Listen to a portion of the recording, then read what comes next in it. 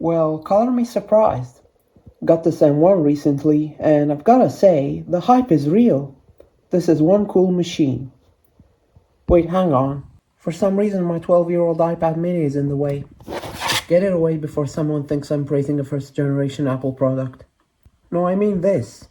This is a computer with M1, and it's actually been fun to use. So here's a video about it. This is a laptop by Acer.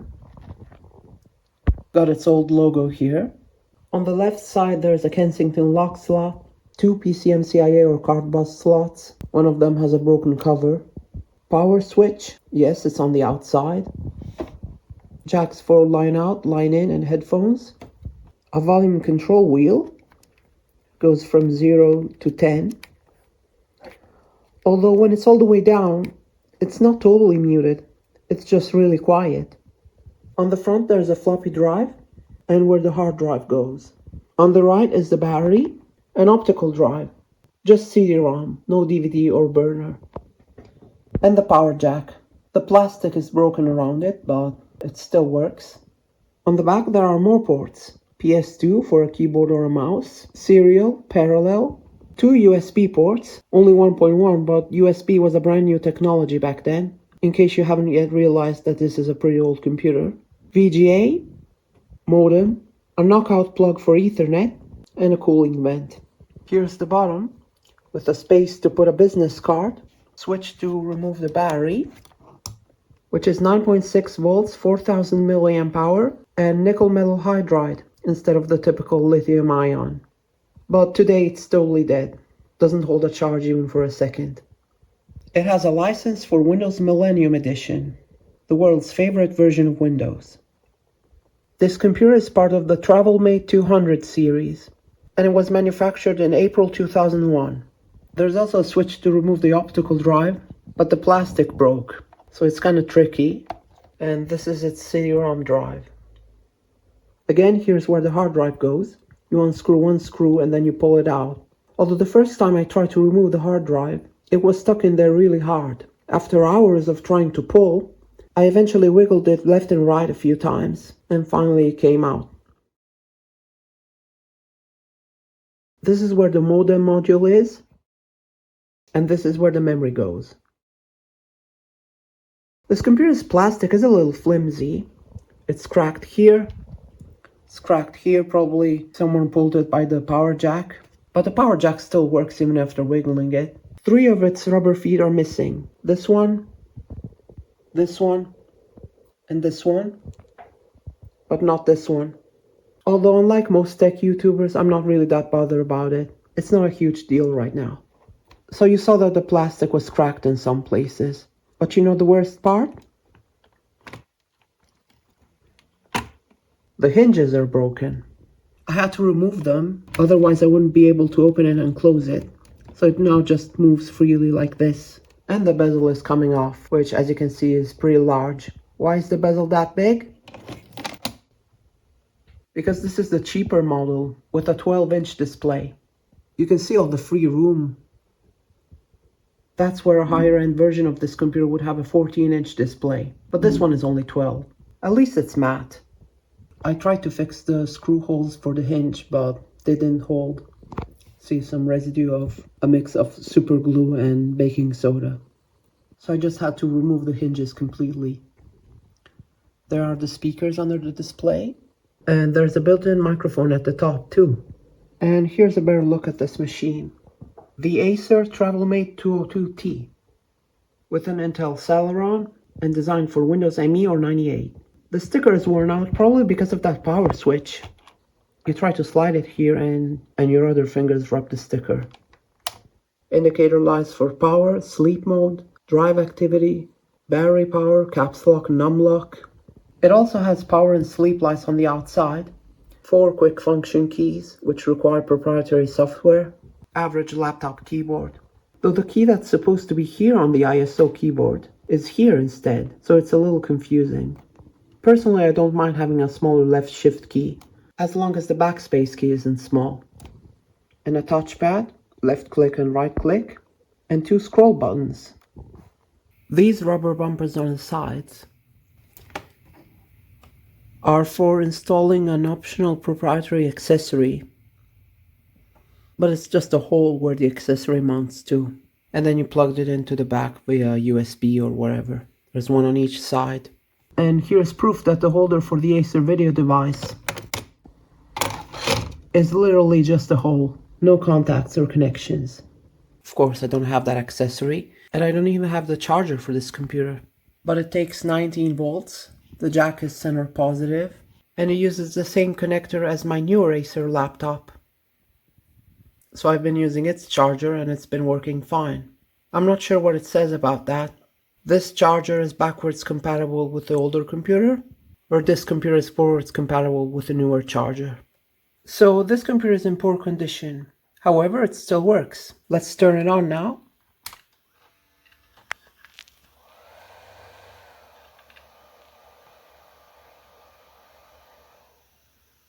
Go to the BIOS setup.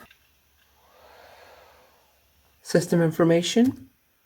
Remember, this computer is from 2001. It has a 650 MHz Intel Celeron.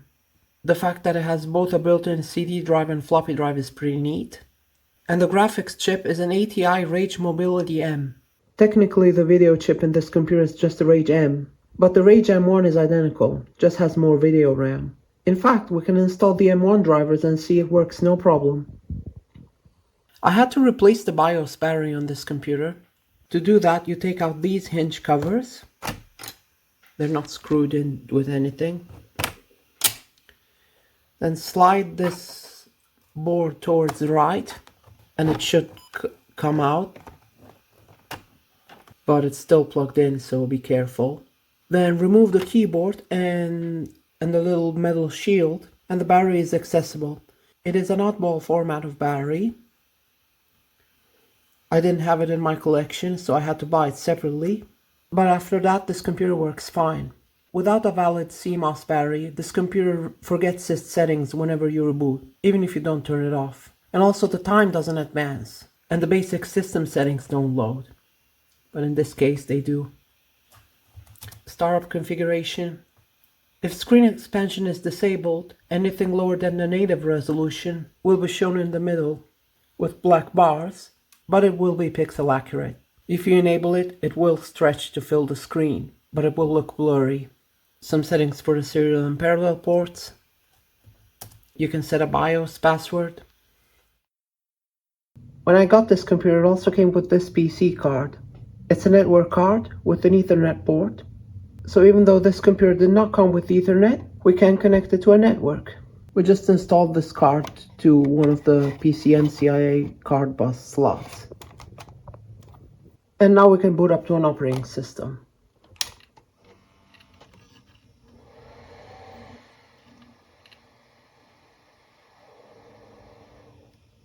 Or if you want to see the boot menu, these are the only options. So there are a lot of operating systems I want to show on here, but to avoid making the video too long, let's just look at two of them now. You can see the first option, Windows XP, but what about the second option? What is it? It's something older.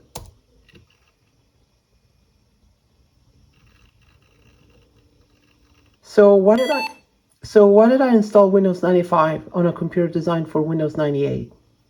To put it simply, Windows 95 is my favorite version of Windows 9X. It's the first operating system I've ever used. And even though it's very similar to 98, it does have a few differences, especially the desktop shell. And if you've ever seen this message and wondered what it meant, it simply means it couldn't get any network settings. DHCP is the thing that configures it automatically. On home networks, it's included in your network router. And because the Ethernet cable is not plugged in to the PC card in this computer, Windows 95 shows this complicated error. Anyway, now that I showed this, I can say no. So even if it's not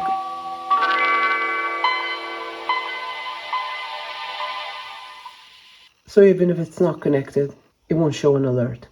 So here it is, Windows 95 on this 2001 computer. And it runs great because it's well above its minimum requirements. 64 megabytes of RAM may sound awfully low, but for 95 it's more than enough. And if you're wondering about this version D, well, that's the installation media I've used. An unofficial version of 95 with updates and some drivers included. And they call it 95D. See Rage Mobility M AGP. Of course it's integrated, but it's AGP internally. The modem is the only device that doesn't have drivers for 95. It is a software modem, so without drivers it doesn't work at all. The external network card you saw was by a brand called Sidecom, but the chipset is a Realtek RTL8139, so you can just use drivers for that. Sound is an ALI audio accelerator. ALI stands for Acer Laboratories Incorporated. The two PC card slots. Even USB works. Oh, and also PCI bridge is missing a driver. Not sure what that is exactly. Has drivers for mouse. Some drivers were included with the 95D CD. Other ones I had to get from the original Acer System CD, which even though this is a 202T, or more generically 200 series, the original software says TravelMate 520. When I originally got this computer, it came with Windows Millennium, and it was its original installation. I backed up the Windows Update inventory and sent it to the Windows Update Restore team. It didn't have any crucial files, but I still wanted to save them before erasing the hard drive. Let's go online with Windows 95 in 2025. So I'm gonna plug in the Ethernet cable. Little light turns on. And the OS doesn't say anything, but now let's launch a web browser. For example, RetroZilla, one of the newest ones for this 30-year-old OS. And just try to load a website that's friendly to old computers. Like actually old computers. Not something that can run an updated operating system. I don't have the ProtoWeb proxy set up right now. So what can we visit? The old net maybe?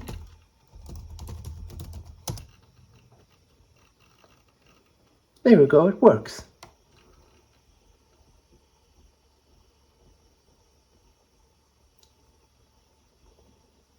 What about the scroll buttons? They don't seem to work on this program. Will the scroll buttons work in Explorer? Yes, they will. It's not really convenient because they are below the regular click buttons, but maybe someone found them useful. And if you're looking for gaming, you've come to the wrong YouTube channel, but I have tried some video games on here. For example, Lego Island.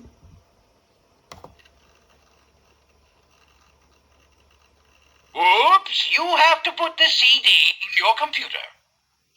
Okay, so let's put it in then.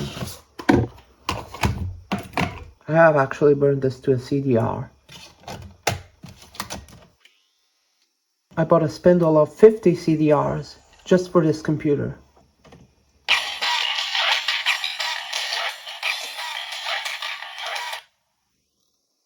And initially it had a disk verification error, but I replaced the IL.exe file with the one from the English version of the game, and now works fine.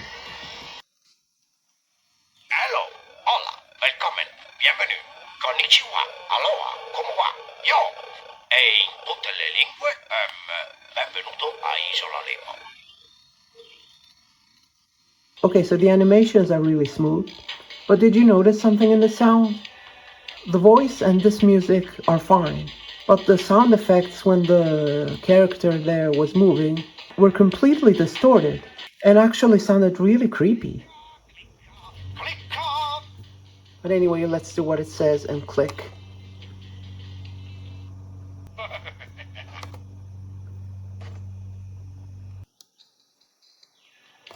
Ciao Pepe, benvenuto a Isola Lego.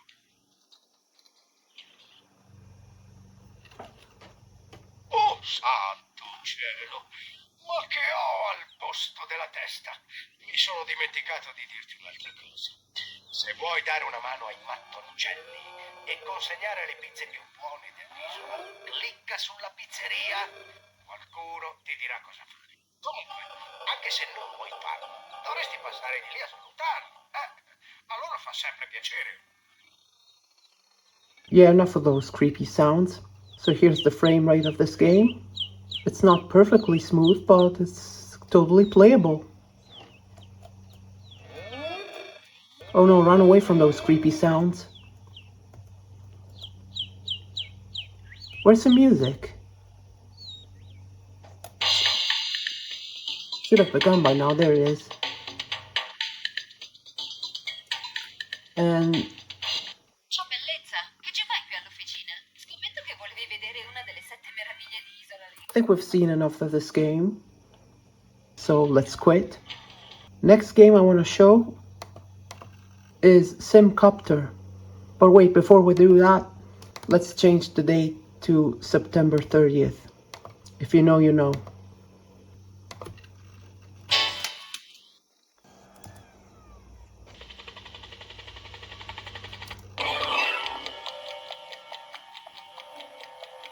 This is another game I haven't grown up with, but it seemed interesting to me at first glance.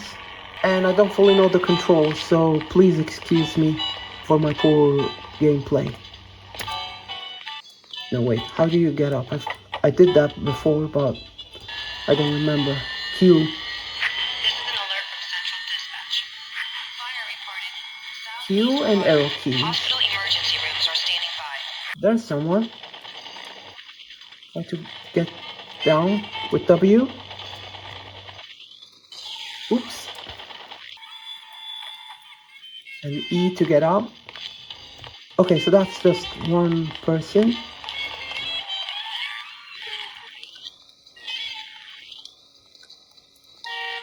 Nice cars. Oh, look at this cute dog.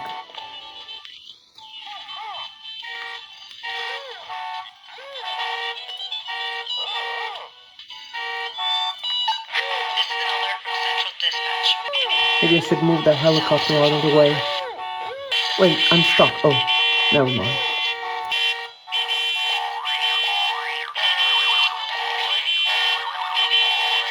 Okay, move it. Quick. Getting tired of these noises.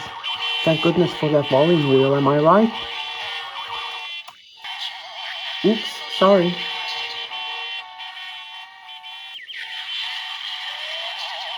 Wait, is it sucking up people from the ground? Oh, I don't know this game. Think we've seen enough of this too.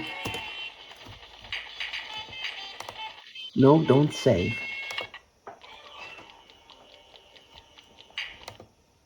And after setting it back to today's date, we can move on to the other OS I have installed on this computer.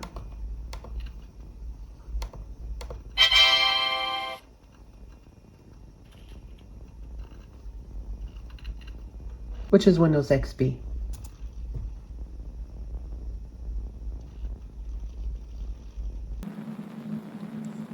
This is the newest operating system I was able to install on this computer.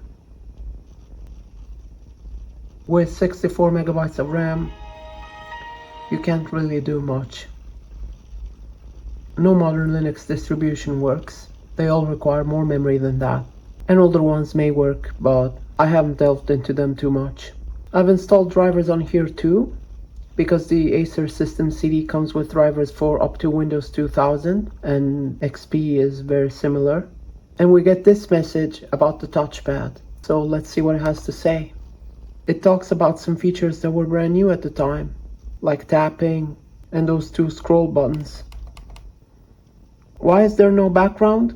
It actually came like this after I set it up. I used the standard Windows XP Professional installation disk with Service Pack 1, which is pretty outdated, but so is this computer. I guess it realized that this computer is not powerful enough to have a wallpaper included, so it set it up like this. It also didn't enable any font smoothing, so the start button text looks really weird. Anyway, let's take a look at the system info.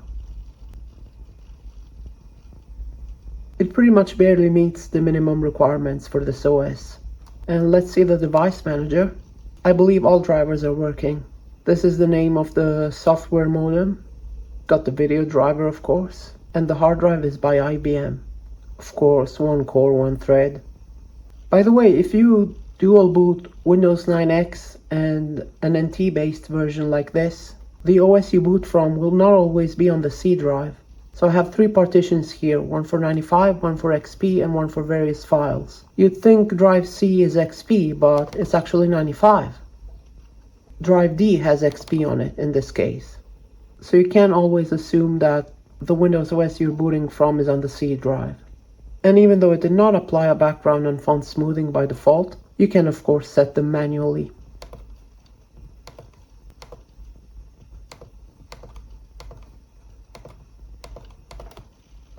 Do they slow down the computer? Around 22 megabytes of free RAM.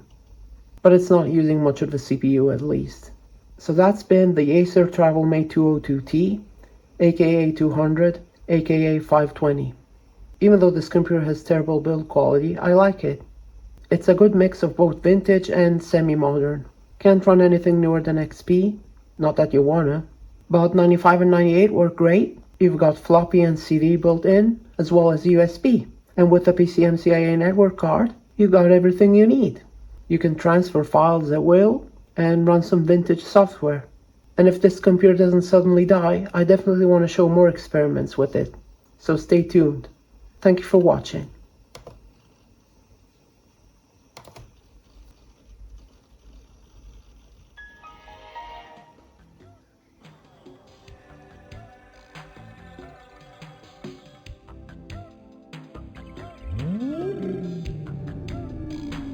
Non vuoi salvare la partita?